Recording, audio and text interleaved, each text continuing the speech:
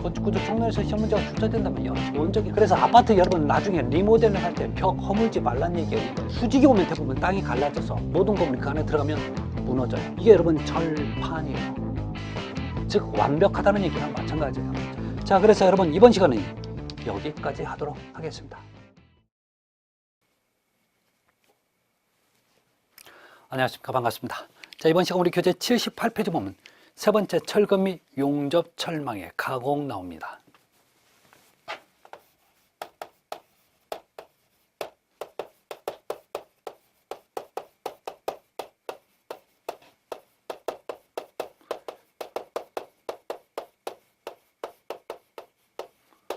자, 이 내용 어떤 내용이 있는지 한번 보도록 할까요? 자, 거기 보시면 여러분 1번의 철근의 가공에서 직경 25mm 이상 이하, 자 28mm 이상에서 자 기본적으로 여러분 25mm, 28mm를 기준합니다. 자, 어떤 분 그러대요. 26mm, 27mm 없냐고. 예, 그래요. 규격상은 없어요. 철근에서 아셨죠? 네. 자, 그러면 25mm는 상온에서 가공하고, 자 28mm 넘어서부터는 이건 자 가열해서 가공합니다. 자, 그래서 25mm 이하 이상 이렇게 보시면 돼요. 자, 그런데 우리 교재에 이렇게 나왔습니다. 세 번째, 철근은 상온에서 가공한 것을 원칙. 원래는 여러분 원래는 여러분 지금 세 번째 보면 철근에서는 상온에서 가공한 것을 원칙입니다. 되도록이면 이거 하지 말라는 얘기입니다. 원칙은 안 하는 게 좋다는 얘기예요. 아셨죠? 자, 그래서 네 번째, 철근 및 철근의 가공은 담당하는 특별한 지시가 없는 한 가열 가공 금하고, 네 번째 나오죠. 자, 네 번째, 특별한 지시가 없는 한 가열은 가공은 금하고 금지하고 어떻게 하라고 나와요? 자, 상온에서 냉간 가공한다.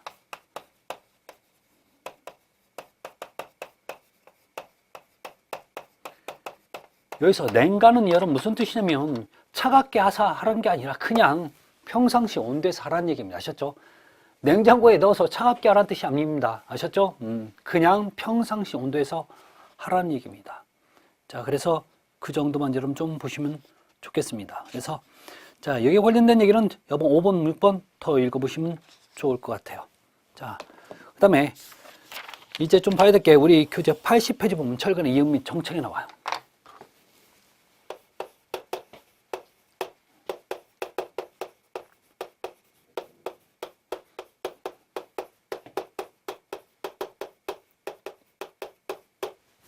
자, 철근은 짧은 이을 수밖에 없는 거죠.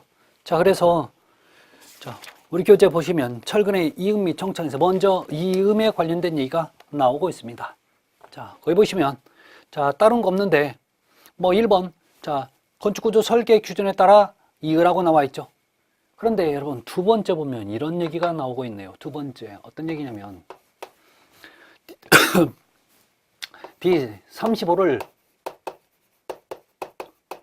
초과하는 철근은 뭐 하지 말라고 나오죠. 겹침이음 할 수 없다.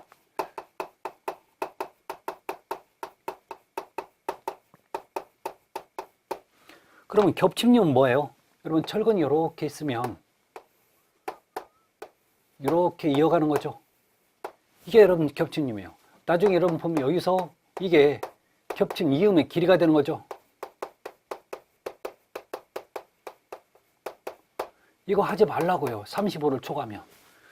그 이유가 여러분 다른 거 없어요. 자갈이 왔다 갔다 움직이는 공간이 필요해서 그래요. 자, 그래서 결론은 이거 하지 말고 그러면 어떻게 하라고요? 맞대니음의 형태로 하라는 얘기입니다. 맞대니음은 서로 이렇게 마주대서 이렇게 가는 거예요. 이건 어떤 이렇게 연결 철물도 있고 그다음에 가스 합점 또는 용접을 해서 이렇게 하는 게 좋겠다라는 얘기죠. 자, 그래서 그렇게 하라는 얘기고, 여러분 네 번째 얘기 좀 갈게요.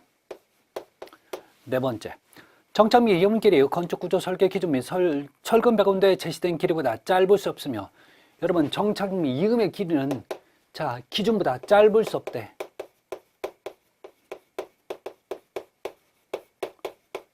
절대 짧으면 안 된다는 얘기죠. 이음의 길이가 짧으면 잘못하면 쏙 빠져버릴 수 있다는 얘기입니다. 그래서 없으면 건축구조 설계 기준면 철근 100원대 길이를 초과할 경우, 야 그러면 짧을 수는 없는데, 야 너 만약에 초과하는 경우, 초과할 때는 너 어떻게 할래? 라고 물어보는 거죠. 얘도 너무나 초과되면 안 돼요. 따라서 초과할 경우 허용 오차는 소정 길이에요. 몇 프로 나왔고요? 몇 프로, 몇 프로? 요거 중요한 거죠. 자, 그러면 10% 이내. 이내만큼 하라는 얘기죠. 자, 요거 여러분 꼭 좀 정리 잘 해두시기 바랍니다. 자, 그래서 시공시 주의사항 여러분 한번 보시면 좋을 것 같아요. 자, 그 다음에 우리 교재 이제 81페이지 보면 철근의 정책의 길이가 나옵니다.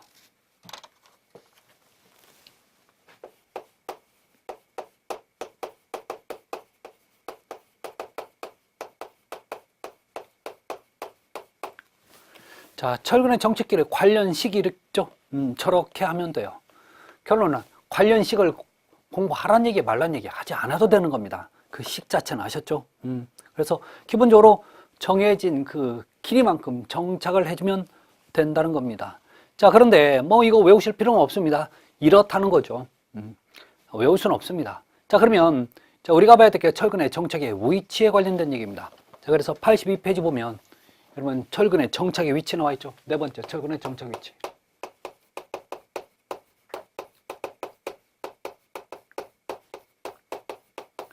자, 철근은 그 끝이 어딘가 묻혀야 돼요. 그걸 우리가 정착의 위치라고 얘기하는데 이건 자,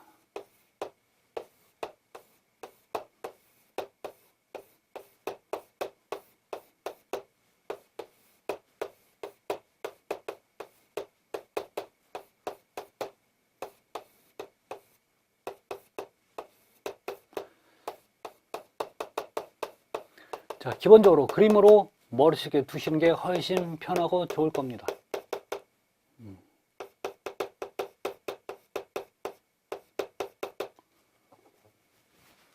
자, 먼저 자, 가까이 명칭 볼게요. 여러분 기둥, 이게 슬라브 바닥판이 되는 거죠. 이게 기초. 자, 요거 큰보죠. 그러면 작은 보는 여러분 이렇게 걸쳐서 가는 거죠. 큰보와 큰보 사이에. 이게 작은 보가 되는 거죠. 자, 먼저 우리 교재에 나오는 것처럼 정착의 위치 1번. 자, 기둥의 주근이죠. 야, 기둥에서 주근 너 어디에서 묻힐래? 걔는 기둥은 이렇게 해서 여기까지 항상 올라가 있는 거죠. 그래서 최소 바닥에서 500mm 이상 올라가서 이음을 하게끔 돼 있어요. 그렇다면 얘는 꼭대기층 갈 때까지 계속 이렇게 있어야 되다 보니까 이 부분에선 정착이 안 된다는 얘기예요. 어느 부분? 이 부분. 따라서 기둥은 어디에서 정착해요? 기초에서 정착하는 거죠. 두 번째, 큰 보죠. 여러분 보는 이렇게 큰 보가 있고 작은 보가 있습니다. 너 그러면 큰 보는 어디서 묻히고 작은 보는 어디서 묻히냐? 그거 물어보는 거죠. 그래서 여러분 큰 보는 철근 이렇게 가서 이렇게 묻혀야 돼요. 이렇게. 자, 그래서 큰 보는 지금 어디에 묻혀요? 기둥에 묻히는 거죠. 정착이 되고. 작은 보는 이렇게 될 수밖에 없는 거죠. 이렇게 돼요.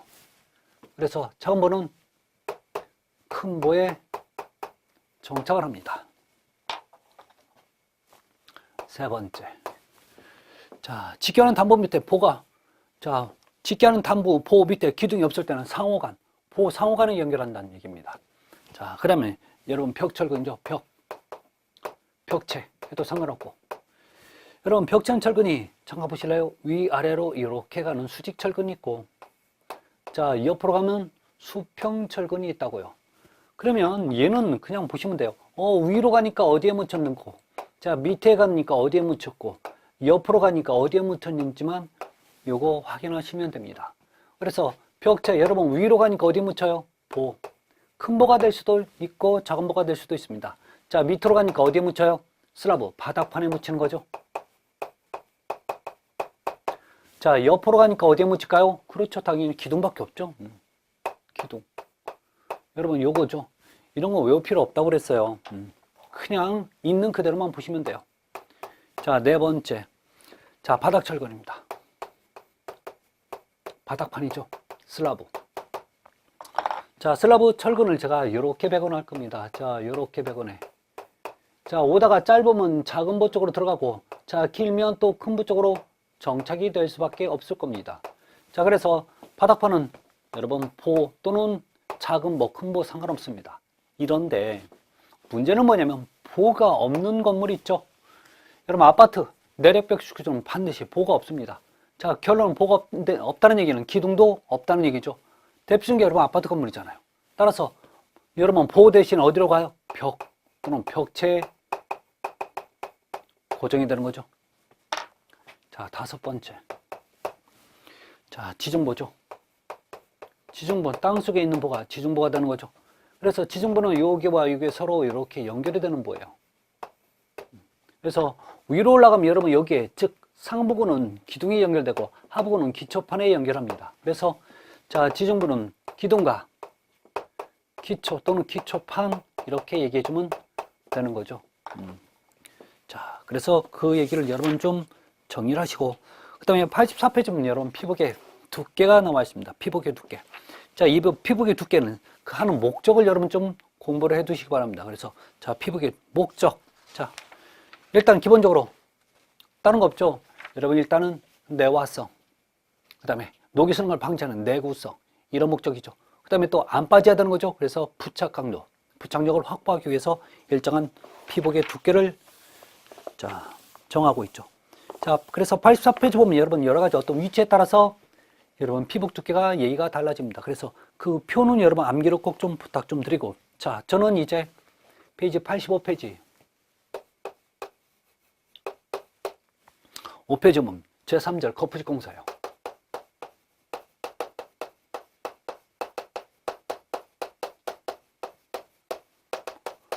자, 거푸집은 여러분 콘크리트를 부어놓는 틀이죠.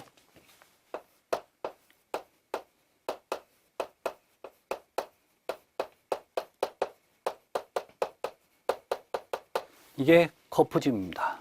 자, 그래서 이 거푸집에 관련된 얘기 쭉 한번 보시면 되는데, 자, 우리가 시험 문제 보다 적극적으로 봐야 될 내용이 두 번째 거푸집의 존치기간이죠.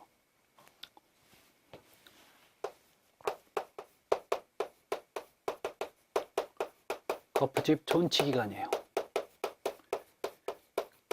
거푸집은 결론은 콘크리트가 어떤 구조물이 서 있을 때까지 최소한도로 감싸고 있어야 되는 거죠. 그래서 떼지 않고 붙여놓는 시간이라고 해서 여러분 존치기간이라는 표현을 쓰고 있습니다. 자, 그래서 첫 번째 보면 여러분 압축 강도를 사용할 때 압축 강도입니다. 자, 압축 강도를 쓸 때 거기 보시면 여러분 일반 구조물이 있고 그다음에 내구성이 중요한 구조물이 있죠.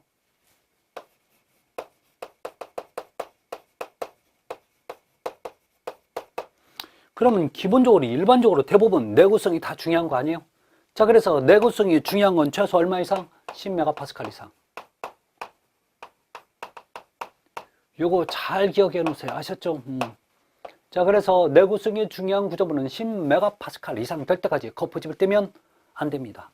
자, 그러면 일반 구조물은 요거의 반절인 5메가파스칼 이상 되면 떼어도 된다는 얘기입니다. 자, 그 내용을 여러분 확인하시고, 그 다음에 86페이지 보면 거푸집 존치기간 중 평균기온이 10도씨 이상인 경우 아래 재량에 의해 해체가 가능하다 나와 있죠. 그래서 자, 거기 보시면 여러분 온도가 20도 이상 또는 20에서 10도씨, 여러분 20도씨 이상이라는 얘기는 굉장히 뜨거운 거고 20도씨 미만이라는 얘기는 그만큼은 좀 선선하다는 얘기죠. 그럼 기본적으로 온도가 높을수록 콘크리트는 빨리 굳는 특성을 가지고 있죠. 그 얘기를 지금 여기서 얘기를 하자는 겁니다. 그래서 이 얘기를 여러분 한번 잠깐 좀 봐주셔야 되고, 세 번째. 자, 세 번째 보시면 슬라브면 보호 밑면, 아치 대면에 거푸집의 해체 시기가 나와요. 자, 보실래요?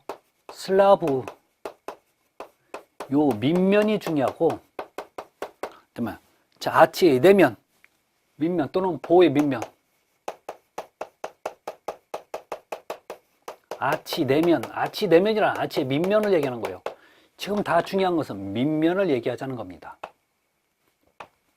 이만큼 밑면 같은 경우는 여러분 인장을 받기 때문에 콘크리트가 다 단단히 잘 잡아서 철근이 빠지는 것을 막아줘야 되는 거죠. 자, 이래서 거기에 보시면 여러분 단층 구조가 있고 다층 구조가 있어요. 여러분들이 봐야 될 거는 여러분 뭐예요? 다층 구조가 되는 거죠. 왜 다층 구조일까요? 아파트는 여러분 기본적으로 최소 5층 이상이잖아요. 그러니까 다층. 그래서 거기 보시면 조건이 있죠. 첫 번째 설계 기준 강도 이상. 설계 기준 강도는 여러분 도면에 표기된 강도 이상. 강도가 나오면 거푸집을 그때서 뗀다는 얘기죠. 자, 두 번째 필러 동바리. 자, 받침대가 있는 거죠. 필러 동바리 자체는 동바리 자체가 자, 거푸집처럼 받침대가 좀 있어요. 이 필러 동바리 구조일 때는 최소 14메가파스칼 이상 되면 거푸집을 뛸 수 있다는 얘기입니다. 그래서 자, 1번과 요 3번 얘기는 꼭 좀 정리를 꼭 좀 잘 좀 해 주시기 바랍니다. 아셨죠?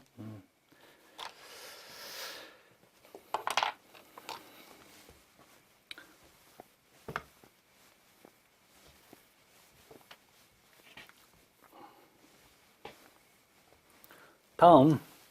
자, 그래서 네 번째 거푸집 SC 주의사항이 나와 있죠.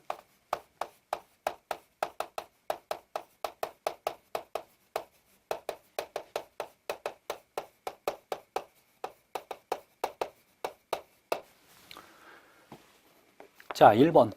이런 것들을 여러분 시험 문제 나오면 꼭 맞춰줘야 되는 내용인데 이런 걸 좀 많이 등한시합니다. 첫 번째.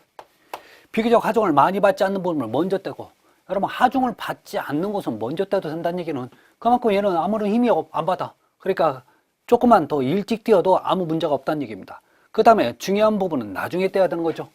그래서 중요한 곳은 나중에 제거를 하는 게 좋죠. 나중에 제거한다는 얘기는 그만큼 콘크리트를 잘 굳을 때까지 놔둔다는 얘기가 되는 거죠. 보호한다는 얘기입니다. 자, 두 번째. 자, 보호 슬라브는 아치의 거푸집은 원칙적으로 동바리를 해체한 후 해체한도록. 여러분 이게 무슨 얘기예요? 보나. 자, 슬라브. 아치의 밑면, 내면은 동바리 제거 후 후에 여러분 해체하는 거죠. 이게 무슨 얘기냐면 여러분 기본적으로 보실래요? 이게 거푸집이야. 자, 거푸집이 있으면 이 거푸집을 받치고 있는 여러분 쇠파이프 같은 거 있죠. 이 쇠파이프 이름이 뭐예요? 동바리예요. 여러분 이게 지금 동바리라고. 이 동바리가 없으면 보라든지 또는 슬라브의 거푸집 자체가 여러분 지금 서 있질 못해. 받쳐주질 못하는 거니까. 그게 없으니까. 결론은 이런 거죠. 야, 너 이것을 떼려면 즉 보호 슬라브 아치 거푸집을 떼려면 이 즉 동바리를 떼야 얘가 떼지는 거죠. 당연한 얘기죠. 어려운 얘기도 안 해요. 당연한 얘기입니다. 자, 다음에 자, 세 번째. 동바리를 해체한 후에도 하중이 재하될 경우에는 동바리를 적절히 재설치. 그러니까 이것을 띄었는데 위에서 또 무거운 물건이 얹어지거나 이럴 때는 또 다시 거푸집을 뗐는데도 불구하고 이 동바리를 다시 세우라는 얘기입니다. 그래서 동바리를 재설치합니다.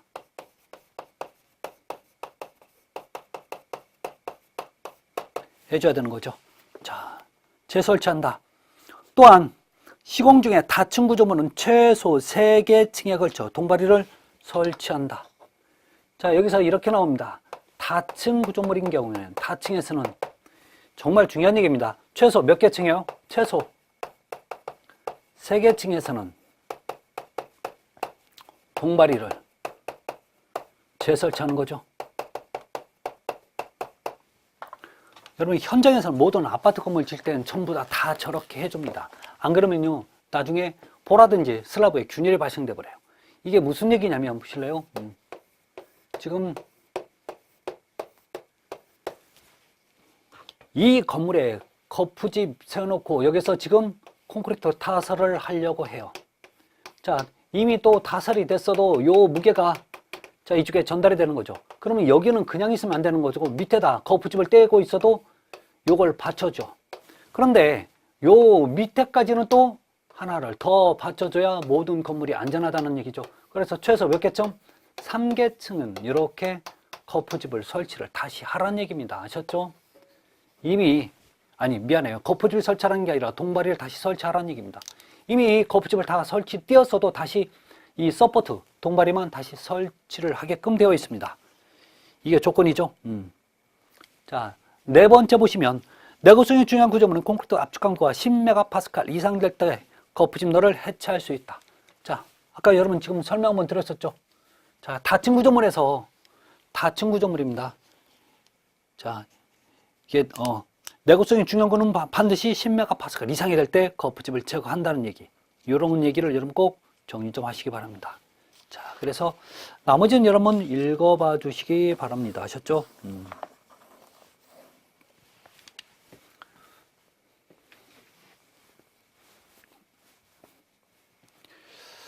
자, 그래서 이제 요거에 관련된 얘기가 있는데, 우리 이제 거푸집, 재료에서 거푸집에 관련된 얘기가 여러분 이 86페이지인데 이게 여러분 시방사에 관련된 얘기가 지금 이렇게 시방사상은 이렇게 하라고 나와 있습니다. 그래서 이 내용을 여러분 그냥 허투루 보내지 마시고 반드시 읽어 주시기 바랍니다. 아셨죠? 자, 여기서 나올 가능성이 상당히 좀 높으니까 좀 잘 좀 봐주시고, 다음에 거푸집 부속본 여러분 한번 보세요. 자, 저는 89페이지 이제 제4절 콘크리트로 넘어갑니다.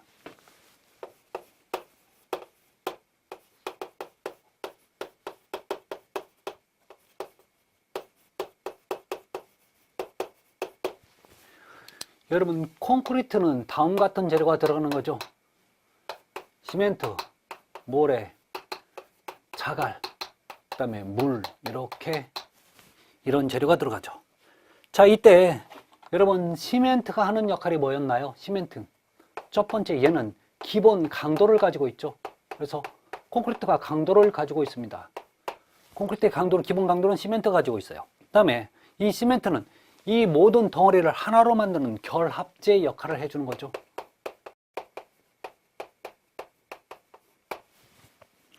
이게 지금 시멘트가 하는 역할입니다. 그러면 모래는 무슨 역할을 하느냐? 모래는 균열 방지 목적을 가지고 있죠. 실제 콘크리트가 균열되는 것을 막아줘요. 자, 그래서 균열 방지 목적인데 얘는 허용 한도 내에서 굵을수록, 굵은 모래일수록 균열이 적게 발생됩니다. 그 다음에 자갈입니다. 자갈. 이 자갈은 강도를 더 증가시켜 주는 거죠. 강도 증가. 그래서 허용 한도 내에서 굵은 자갈이 더 좋은 거죠. 자, 그래서 이제 마지막 물이죠. 이 물은 시멘트와 만나서 여러분 수화작용을 하게끔 하는 거죠. 결론은 이 수화작용을 해서 경화시키는 역할을 합니다. 그래서 이 물은 너무 많이 써도 문제고 너무 적게 써도 문제죠. 그래서 얘는 적당히 사용하는 게 좋은 거예요. 자, 지금부터 여러분 요거 각자 하나씩에 관련된 얘기를 지금부터 얘기를 할 겁니다. 그래서 여러분 시멘트 얘기 나오죠. 시멘트. 자, 시멘트. 여러분 시멘트는 1종, 2종, 3종 이렇게도 분류하지만 보통 포틀랜드 시멘트 또는요, 자, 중형열 포틀랜드 시멘트, 그 다음에 조강 포틀랜드 시멘트, 그 다음에 백색 포틀랜드 시멘트 이렇게 구분이 되는 경우도 있습니다.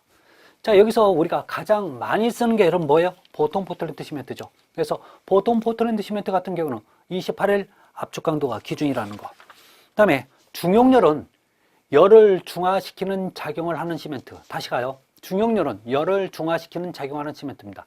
이래서 중용질 시멘트 같은 경우는 열이 많이 나는 곳에서 뭐가 문제냐면 균열이 가니까 그 균열을 방지할 목적으로 사용되는 게 중용열 시멘트라는 거.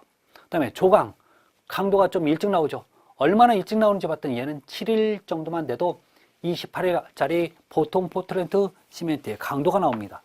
이렇게 강도가 일찍 나오면 좋은 게 다 아니에요. 얘는 뭐가 문제냐면 균열이 많이 가는 게 문제가 되는 거죠. 그래서 요게 여러분 문제가 생깁니다. 자, 백색 시멘트는 우리가 타일 바를 때 많이 쓰는 게 바로 백색 시멘트가 되는 거죠. 자, 요 시멘트와 함께, 자, 우리 페이지 90페이지 보면 여러분 네 번째 시멘트 분말도가 나와요.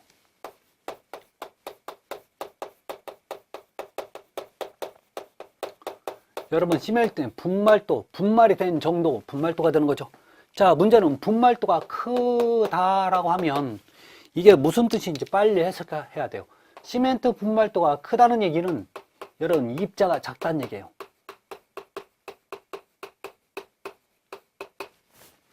그러면 여러분 입자가 큰 시멘트가 있다고 칩시다. 이렇게.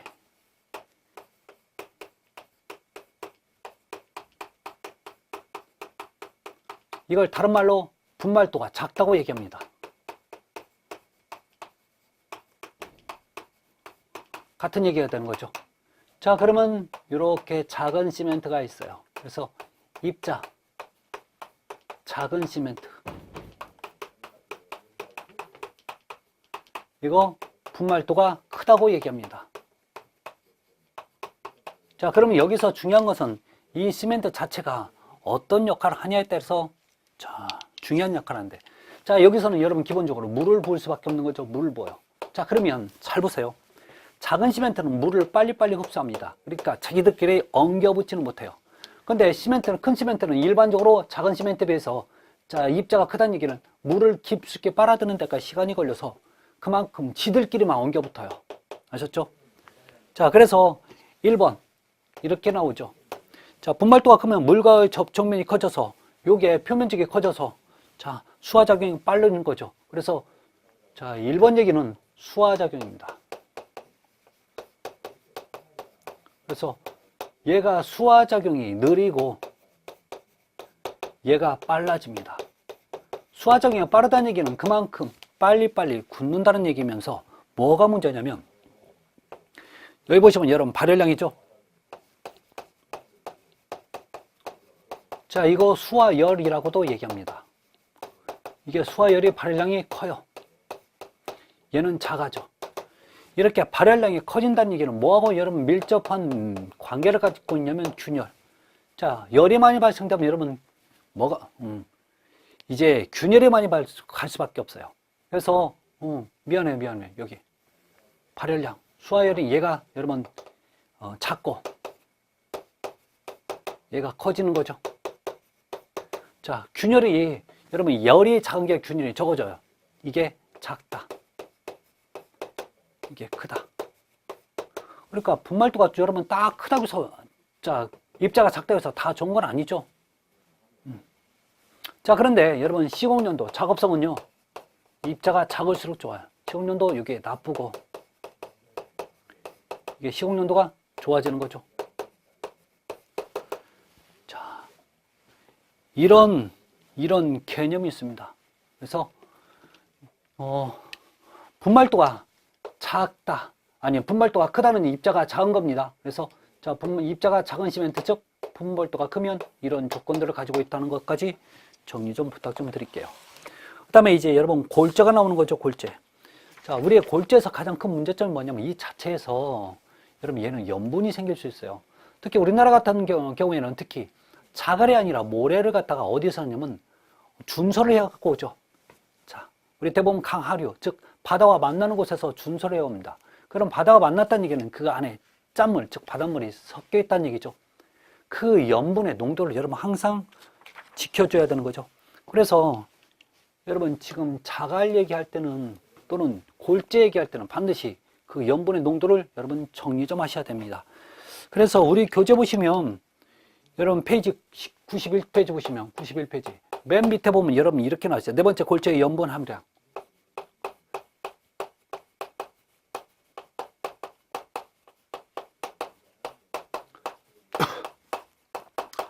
염분 함유량이라고 나와 있죠.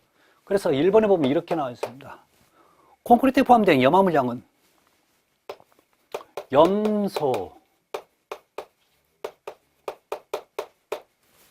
이온량으로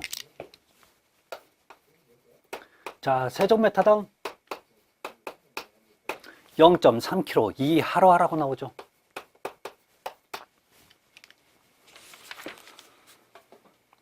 자, 그래서 그거 보시면 되고 다음에 보면 92페이지 보면 골재의 실적률과 공급률이 나옵니다. 이걸 좀 보셔야 돼요. 자, 다른 거 아닌데 이 말뜻을 대부분 해석 못해서 쉬운데도 불구하고 틀리는 경우가 있습니다.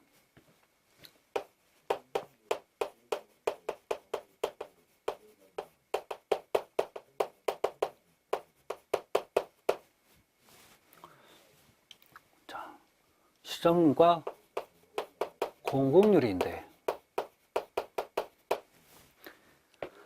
어떤 얘기인지 볼까요, 여러분? 하나는 여러분 이러한 골재가 있어요. 자, A라는 부분은 이렇게 있고, 자, B는 골재가 여러분 이렇게 돼 있어요.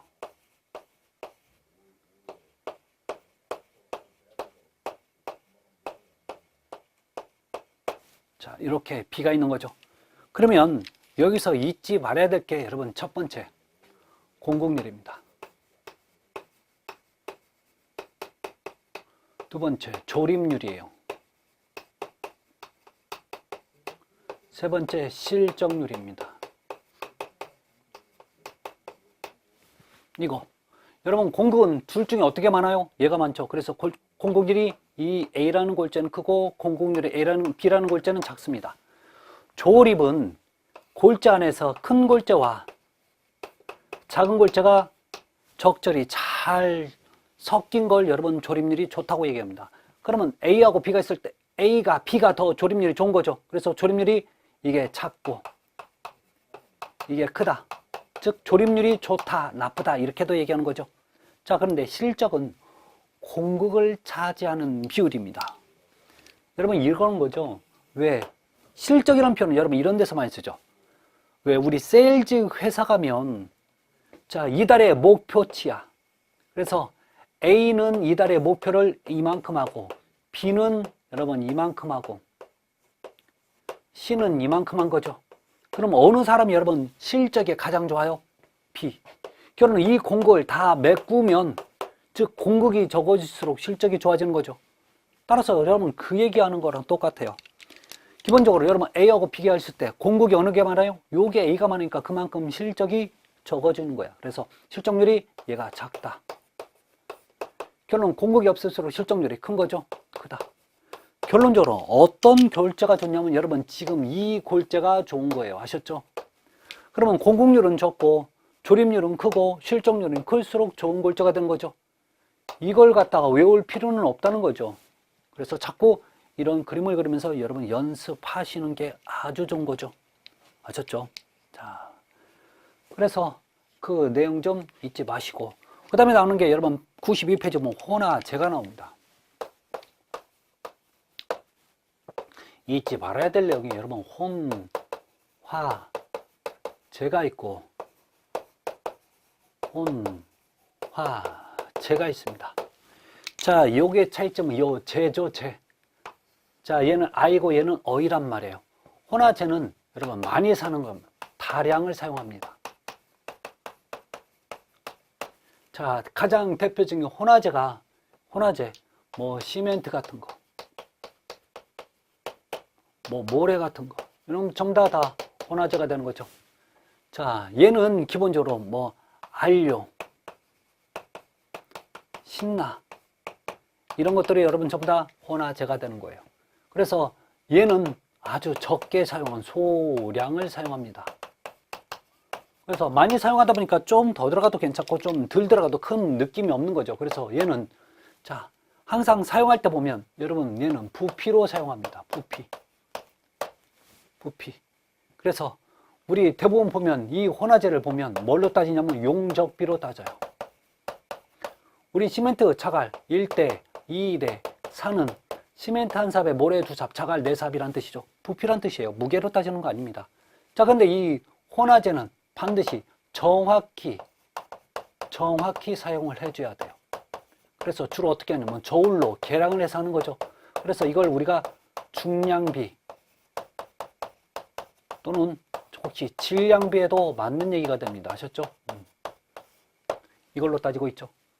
그래서 가장 대표적인 게 또 A2제가 여러분 혼화제의 가장 또 대표적인 재료가 되는 거죠. 그래서 요거 구분 좀 해 주시기 바랍니다. 자, 그래서 자, 이번 시간은 여러분 여기까지 하고 다음 시간에 더 이어서 말씀 좀 드리도록 하겠습니다. 여러분 다음 시간에 뵙겠습니다. 감사합니다.